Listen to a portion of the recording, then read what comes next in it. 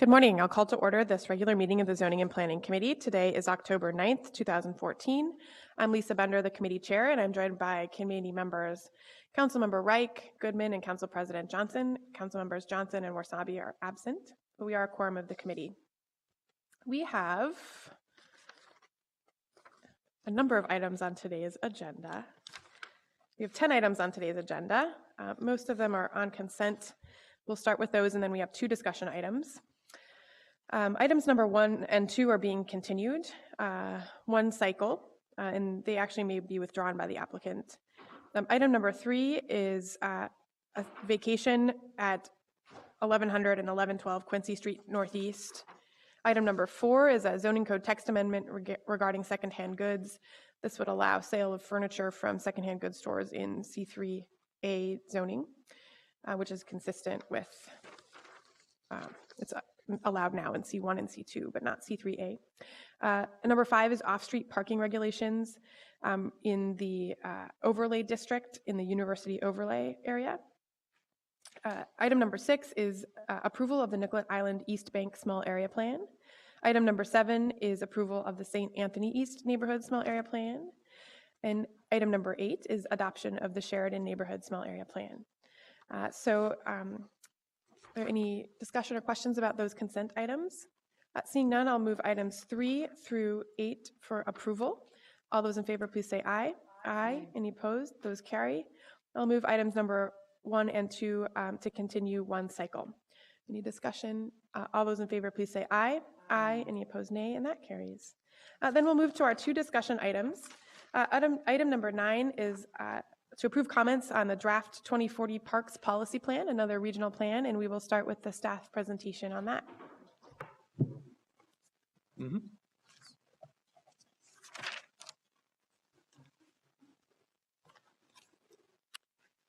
Good morning, Madam Chair and committee members.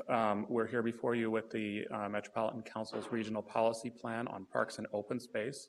As you know, the Metropolitan Council, through state statute, has jurisdiction over housing, transportation, parks and open space, and water management. And the Met Council adopted the Thrive 2040 plan in May. That's the region's comprehensive plan and the vision for the next 30 years. Subsequent to that, over the summer, the Council released 3 of the 4 policy plans for public review and comment, each of which has a 45-day period. As you know, through the Transportation and Public Works Committee, we've already reviewed the Transportation Policy Plan. Through the Community Development Committee, we've already reviewed the Housing Plan. And today at ZMP, we'll take up the Parks and Open Space Plan. The Water Policy Plan has been delayed by the Met Council. We won't receive a draft of that until the end of this year or the beginning of 2015. So this, the Parks and Open Space Plan, and I should give you a quick update on the Transportation Policy Plan. I had a phone call from a colleague at the Met Council at the end of the day yesterday. They're working through folding comments into the public comment report, and they are trying to figure out how to handle all of the comments submitted by Minneapolis, because it seems that far and away our comments surpassed comments from any other jurisdiction in the region. I think they received 700 comments and more than 200 of them were from Minneapolis. So they're looking at how to incorporate all of that into the actual public comment document. Because they have received such a large number of comments, the Met Council's review of the Transportation Policy Plan has been delayed a month, so they won't take that up until November. Today, as I mentioned, is the Parks Policy Plan. This is a plan that is important to the city, but of course it's also important to the Park and Recreation Board. And so with this particular plan, we not only collaborated with colleagues internally in various city departments, but also with the Park Board. And our intention is that we would each present separate comments, but that to the extent possible, our comments would help augment the comments of the other agency. So Joe Bernard is here to give you more details about that report. Good morning. The Parks Policy Plan is a little unique when we compare it to the other three systems that the Met Council is planning for in this regional planning cycle. The parks policy plan is not it's not our job to directly implement these policies. There are 10 regional park implementing agencies, and as Mr. Byers mentioned, the Park Board is responsible, obviously, in the city of Minneapolis. What we are looking for and what we have looked for in our comments, the city staff has gone through the document and identified the other systems that we are responsible for in the city and how the regional parks plan can help us achieve our goals in land use and transportation and vice versa. How can we make these systems work better with our regional parks? The plan does a number of things. It focuses on defining what a regional park is. It establishes what the responsibility is of the Met Council in terms of making our regional parks work, and also defines what the Park Board's role is and what local jurisdiction's role is in, say, adopting small area plans and implementing these regional park plans. It sets policy goals for expansion and maintenance of the regional park system, and they base these goals off of what was identified in Thrive, the goals of stewardship, prosperity, equity, livability, and sustainability. There are some programming and design standards in the document, something that we as staff didn't focus on very much, in that the Park Board is the jurisdiction that's focusing on that more directly. And it also discusses available funding to do these projects. Just want to go over some of the highlights of the comments that city staff was most interested in relaying to the Met Council. And so there are a couple of themes that jumped out. One is under the theme of equity, which there's been a lot of focus on the other policy plans and how are we going to achieve equity as a region. Staff was very supportive of this goal. Access to regional parks was something that was identified as a really important thing for the city to focus on, and that especially our areas, racially concentrated areas of poverty, making sure that those parts of Minneapolis have access to the regional park system. And we feel like this policy is going to be very helpful in supporting the Park Board in the city and implementing projects like the changes that we are looking to see happen on the Upper Riverfront. We also would like to work with the Met Council and see them develop some metrics so that we can evaluate whether or not we're achieving these goals that are outlined in Thrive. And that's something that we think needs a little bit more work in the Parks Policy Plan. Another theme that we, as I had mentioned in the equity section, is an overall focus on transportation and connectivity. We'd encourage the Met Council to make sure when we're making regional investments in all of our systems that they're coordinated in a way that maximizes the benefit to the region. So making investments in our transportation system that connects people to parks as well as job destinations. Supporting multimodal projects that serve dense centralized areas in the city. And then also making sure that we're evaluating whether or not these projects are doing the job. Another thing that we've identified is that we think there needs to be a stronger, the Met Council needs to play a stronger role in identifying impacts on the regional parks, particularly with air traffic that comes from MSP. Staff is requesting some clarification on how our plans will be looked upon when we submit them to the Met Council for approval. There seems to be potentially some conflicting language about what's an appropriate adjacent land use to a park, and I think both having lower density development near regional parks out in the exurbs and having higher density development in the city adjacent to our regional parks is appropriate. And we believe the Met Council feels that way as well, but there's some language that we think could use a little bit of tweaking.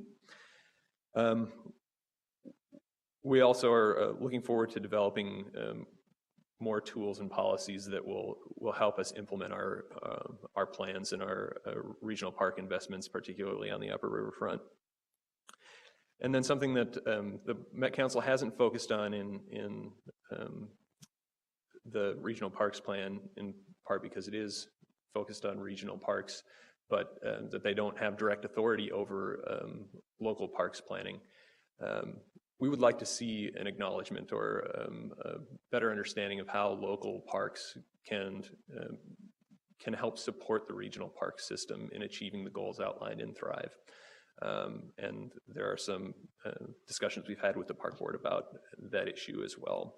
So we'd like to, at the very least, to see encouragement from the Met Council to plan local park systems in such a way that they improve access to the regional park system, for example. As far as next steps are concerned, we'll be going to the full City Council next week, and then the Met Council will take these comments that are received by the end of the month and take some time to incorporate them into some recommendations that they'll present to both the Parks and Open Space Commission of the Met Council, and then to the Community Development Committee, eventually being fully adopted by the Met Council in early of 2015. So with that, we're asking the City Council to direct us to submit this comment letter to the Met Council, and we're of course looking for your thoughts on the content and anything that we feel is important to highlight in our comments to the Met Council. Great, thank you. Councilmember Goodman. Thank you, Madam Chair. This is unbelievably thorough. So I've read through all your comments. I think it's very, very thoughtfully done. It's very much like the housing policy plan. I think that was extremely thorough and thoughtful as well, and I really appreciate the amount of time that's gone into this. There are things in it that just amaze me, actually, that we've caught, like what would it be like to have two regional trails within 1.5 miles of each other, but in Minneapolis you have two sides of a river, and the Met Council is saying, well, we don't really want to have them so close to each other, and we're saying, well, in an urban area you might want to have a trail on either side of the river. Little things like that really, I think our staff has done a great job of kind of focusing on the urban environment within a regional plan. Park and rides, should we locate park and rides next to a regional park, making it very auto-centric? I mean, I can see where they would say locate bike facilities near a regional park. When I go to regional parks, and the regional park system, Three Rivers in particular, has an amazing off-leash dog system. You can see where cars might be needed. You can't bike your dog to a regional park, but to have a park and ride, so I really think you've done a great job, and I think this is extremely thorough, and I don't know that I could think of another thing to put in it, and I think a lot of the things that you thought of were very much focused on Minneapolis, and I just wanted to let you know I appreciate it. Thank you. Madam President. Thank you, Madam Chair, and I apologize. I haven't had a time to look at this, and I will before it comes to council. Do you remember what they say about size for the regional park? What's the basic size that they recommend? Acreage? Chair Bender, Councilmember Johnson, off the top of my head, I'm not sure. Give me a moment, I could find that in the document. Okay. I just think, that's been somewhat of an impediment through, our time as a partner in the regional park system for us. North Mississippi comes to my mind, which, is a riverfront park. And at the time, the Met Council said it doesn't meet our acreage standard, even though, it was on the Mississippi River, and just really, so I think Councilmember Goodman's remarks are right on target, that we have to make the case, and I appreciate the thoughtful staff work about our unique needs in a city.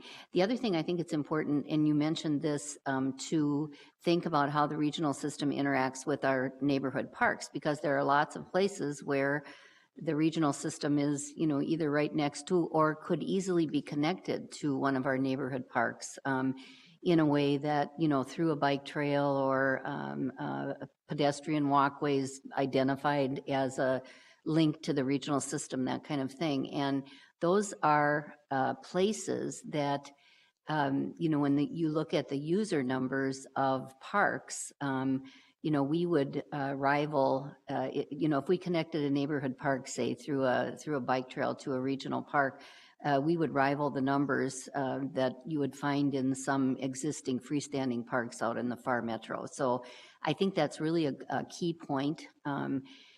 Trails are the what would you call it? The cheapest park investment that you get the biggest bang for your buck, connecting existing facilities. So I want us to be really strong about that. And I will carefully read this and get to you and add if anything, if I can find anything. But I appreciate this too. I served on the Metropolitan Parks and Open Space Commission for about 18 years, actually.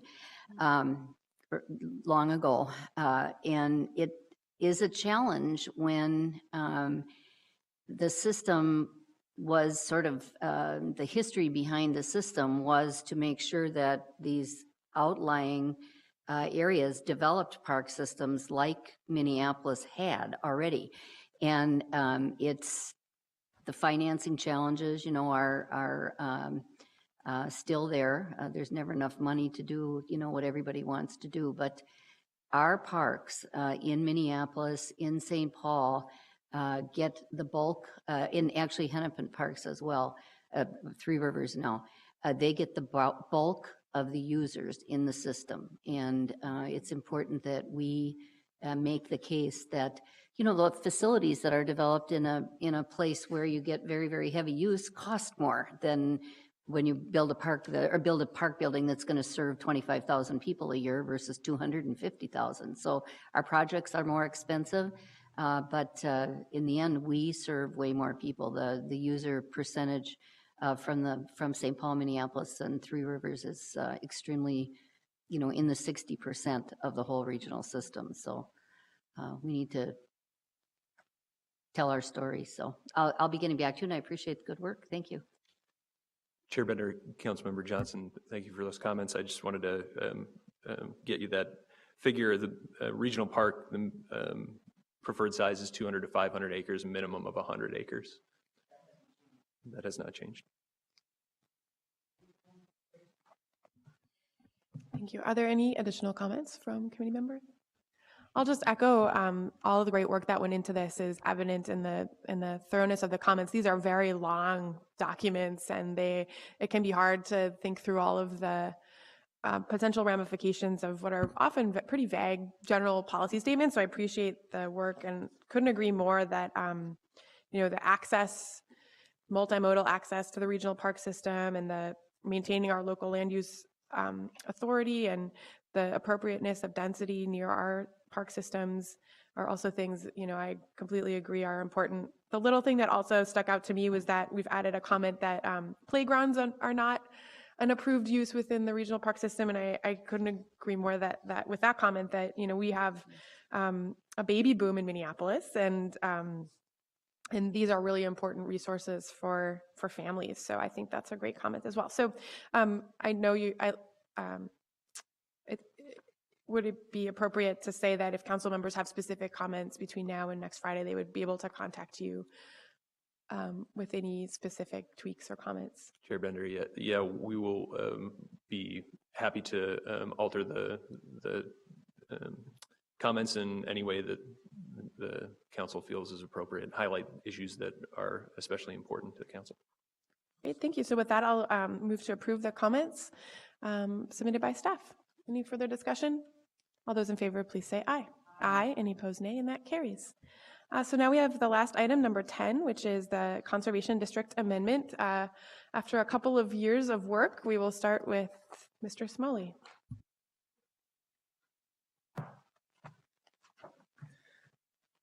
Good morning, Madam Chair, members of the committee. My name is John Smoley. I'm very pleased to be before you today to brief you on the Conservation District Ordinance text amendment, an amendment to our city's heritage preservation regulations, and a framework to enable the creation of conservation districts. The ordinance or text amendment before you today wouldn't actually create any conservation districts. It would just provide the groundwork for enabling the creation of those districts.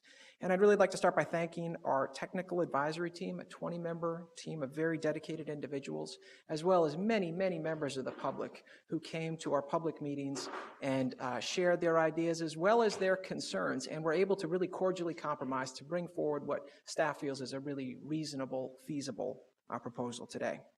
We're pleased to bring you favorable comments from the Neighborhood Community Engagement Commission, the City Planning Commission's Committee of the Whole, the State Historic Preservation Office, the Heritage Preservation Commission, the Whittier Alliance, and the Minneapolis Area Association of Realtors. Though you will note in your packets, there are 2 members of the public who have expressed their lingering concerns in comment letters that you have. The focus of this text amendment is on conserving visual character in a particular area, rather than preserving building materials or features that are imbued with history. This is in response to public calls for greater protections for neighborhood character than are currently afforded by our zoning code, but more flexibility than historic district designation, and a more streamlined process than Heritage Preservation Commission review of everything but minor alterations in historic districts. The majority of properties in conservation districts must embody notable attributes common to the district, including scale, architecture, landscape design, development patterns, and engineering. And if this sounds familiar, it's because it is. These are Heritage Preservation Commission historical significance criterion 4 and 5. They are tried and true. Our city attorney has confirmed that these legally tested standards can help add or address some of the concerns that different individuals have had related to the objectivity of determining what is actually notable. Additionally, a strong system of checks and balances will ensure a conservation district's establishment is the appropriate way to treat a given area, rather than a zoning amendment or the designation of a historic district.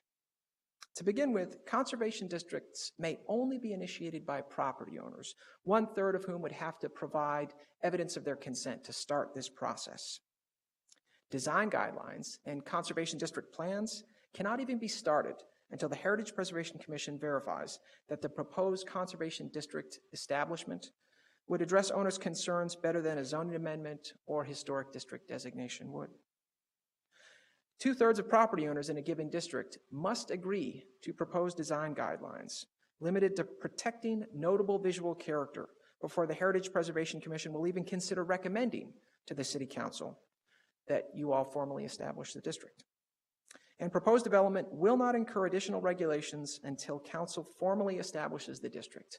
By that I mean there is no interim protection like what you would see with historic districts currently, where once a nomination comes forward and is acted upon by the Commission, development has to abide by historic district regulations as if it was already part of an established district or a designated district.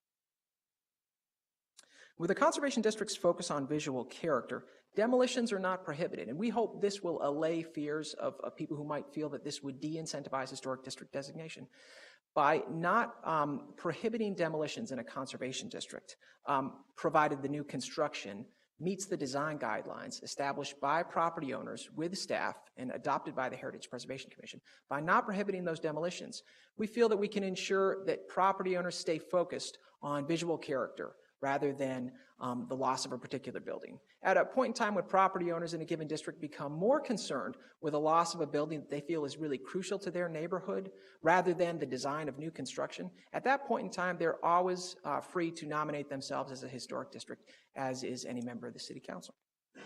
To those who might be concerned that this would be used in a manner that would work around zoning regulations currently in place, I would note that design guidelines, the ordinance specifically states that design guidelines may not be written in a manner to prohibit uses permitted by the zoning code, but they may regulate building bulk in a more restrictive way for the express purpose of conserving the district's notable attributes that have to be evident in a majority of properties in a given conservation district. I'm available for any questions you may have at this time. Great, thank you, Mr. Smiley. I should note that we've been joined by Councilmember Warsame, and then Councilmember Gordon has joined us, who's the author of this ordinance. Is there any comment or discussion from the committee? We do have two substitute motions. Councilmember Reich. I will move my substitute motion just to get the conversation going. It's before you, and I do note that your office has provided some clarifying language, and I would move that or accept that as a friendly technical addition to my substitute motion that's before you. I will, and if I can speak to the motion, thank you. Certainly, this is a product of a very fulsome process. I certainly would not be involved in this if I thought this was going to be a tool for NIMBYism gone wild. I mean, I'm a pro-development council member, and this is a pro-development council, and certainly there are people who are interested in development at this committee. My interest in this was actually to provide a unique tool for unique situations where, particularly in working class communities that I represent, where there are unique characteristics that just would not, even if they would make historical designation, would be quite burdensome to actually implement them. And so, for example, there's some railroad workforce housing that might kind of sort of be historical, but if it were, the people who would actually recognize that designation would also feel conflicted in the burdens that that would provide in terms of restrictions that would be brought upon. And also some of these communities aren't as intact as, say, a Cathedral Hill in St. Paul. And so you would have areas where you'd have preservation and then empty lots just waiting because no one would build to that historical standard, where here we have some flexibility. The fact that there's no interim protections was a big deal for me. I don't think I would have supported this if that were part of the deal. And the fact that it's not part of the deal, there are no interim protections when this process gets started, I think is important to note. I'll also know that some of the changes that have been made that are reflected in this substitute motion were additional adjustments that specifically address the development community. None of those adjustments that have made in the last couple of weeks really were for some of the concerns for the historical community, because I think that protection, that stopgap is put in place by the fact that HPC is involved from the get-go. And if they determine this is more appropriate for historical designation, they get the first call. And of course, I'll note, council gets the final call on all these applications. Okay, thank you. Councilmember Reich has moved his substitute motion as well as the small substitute motion that my office brought forward, that I brought forward. Is there any other discussion? I can add, this has been under discussion since before many of us were on the council, and since we took office, many of us have been really involved in this. And I'm comfortable with this, what I think is a compromise from where it began. Some of the things that were really important to me to be able to support this was that this revised ordinance tightens the definitions that I thought provided a lot of ambiguity. And I think since we're relying so heavily on residents and property owners to participate in this process, that we need to make sure that everything is very clear. I don't want to waste people's time or cause conflicts because of ambiguity. And I think that we have the amendments that have been brought forward remove that ambiguity. I also thought it was really important to include the Planning Commission as a review stop for conservation districts, so that the Planning Commission will be able to, from their lens, look at how the conservation district proposal fits in with the long-range planning goals of the city, as well as any small area plans or other policies in place in that area. And then, this also is really rolling out as kind of a pilot program. I'm actually very supportive of moving toward using design guidelines in all parts of our city, which this really is. It's a design guideline tool. But I would prioritize some of the higher growth commercial corridors in our city with our limited staff time over, some of the lower density, lower pressure areas of the city if we had to choose. And we don't have unlimited staff time. And then one final concern I had was that we actually have 50 potential historic districts in the city that also haven't been studied for designation. And those are really important resources and assets, and I wanted to make sure that this didn't take away from that important work, as well as be very clear that this is a design guideline tool and really not a tool that preserves buildings. It was always proposed in a way that didn't protect the actual building.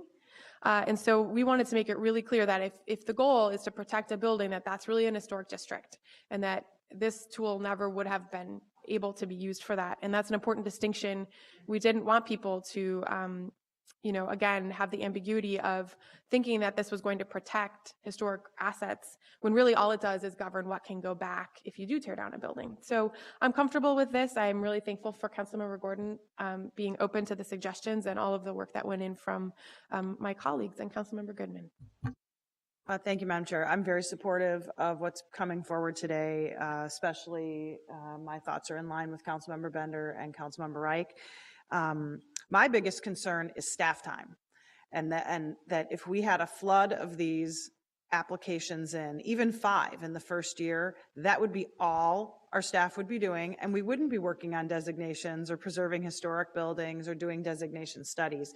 And we are not funding this by this action today. And so we're asking our existing staff to take this work on. Councilmember Gordon's office has graciously agreed to limit the number of these districts in the first year to 2. Which will give us an idea of whether or not we're dealing with a group of neighbors who have 1950s ramblers on 2 blocks, and when someone wants to come build an infill building, if a 3-story building or 2-story building 30 feet high actually fits in with the ramblers or not. I'm not sure we're trying to preserve the character of a block of a bunch of ramblers, but I guess there are neighbors who want to do that. I don't want this to become a tool for neighbors to be fighting with each other. This is my greatest concern, that we are putting out there a level of protection that's just simply not there. It is a design review. And we have this in my ward already voluntarily, and it seems to be working fairly well. About maybe 15 years ago or so, there were a lot of homes being torn down in the South Cedar Lake area, kind of south of Cedar Lake in Sidna. There were these kind of cute old bungalow beach houses that were built on the south side of the lake, and that was kind of the first wave of demolitions, and people were building these kind of McMansion type buildings, and the neighborhood banded together and they created the South Cedar Lake Design Guidelines on their own. There was no process for them to go through. It didn't have to be approved by anyone, and we gave it to the planning department, and when someone pulled a building permit or a demo permit in that area, they were handed the guidelines and said, please abide by these guidelines, and many of them did. And they ended up doing the right thing just because they knew there was a set of guidelines there. So we've been doing things like this in the past. Now we're going to add a little bit more of a hammer to it by saying, here's the design guidelines as adopted. Now you have to stick with it. But I think, conserving visual character is subjective. One person's visual character is different to it than another person's visual character. And so I worry that this not becomes something where neighbors can say, we don't like what you're building next door to us. We like red brick, not brown brick, or we don't like stucco, we want brick. And I don't want to have the city be facilitating a process that allows neighbors to fight with each other. In this particular situation, I think if we have 2 districts in 1 year, we can see how it goes, what the pitfalls are, where it might have to be tweaked, and then go broader to 1 per sector. So I think doing something is fine. This is a very tentative first step, and I'll be very interested to see if, in fact, we have a productive process that people can really come to consensus on, or if it just makes a bunch of neighbors gang up on another when they want to build a new house in a neighborhood. Thank you. Councilmember Gordon. Thank you, Madam Chair, and I appreciate the opportunity to speak on this. I just wanted to mostly show my appreciation. This was actually quite a long process that we went through, and I think the fact that we took our time and tried to include so many people and also were willing to modify and compromise is kind of reaffirms what Councilmember Goodman was saying, is that we don't really know if we have consensus over this. This is something new. This is something that could be challenging. There might be some risks involved. So let's move carefully. Let's be thoughtful about it. I want to especially thank Mr. Smalley, Nielsen, Wittenberg, Kress, who were very involved in this through the process. We also had a technical advisory team. We actually had the help of the university who the graduate student there worked with the professor, D'Onofrio, who did a study early on, who helped feed it with research we were doing. We had neighborhoods very involved in this as well, a couple community meetings. We actually had a forum at Cura over at the university focused in on this. People are interested in it. I also want to thank the Realtors Association for carefully reviewing and looking at the documents and then coming in with suggestions and meeting, so that I think it's significant that they're supportive of what we're trying to do here too. And I really want to thank my colleagues on the council who were able to share concerns and voice that and look for compromises so that we could at least try this new tool that we did call out in our comp plan as something we might want to look at. And I think it could help us better plan and more planfully and actually ultimately more efficiently grow our city in the right way by adding this little tool. And I think it's appropriate that we just move into it slowly, and we'll see how it goes next year. So this year we'll do 0. That's the plan, 0 in 2014, 2 in 2015 at the most, and then we'll review that and see how it goes, and potentially we're set up with the maximum we'd ever do is 5. But that would also give us the chance next year to say, there's a lot of interest in this. Maybe we have to look at our budget and see how we can work on conservation and historic preservation, because I realize there is a resource issue here too. All right. So on Councilmember Reich's motion, is there any further discussion? Seeing none, all those in favor, please say aye. Aye. Any opposed, nay, and that carries. And with that, we are adjourned.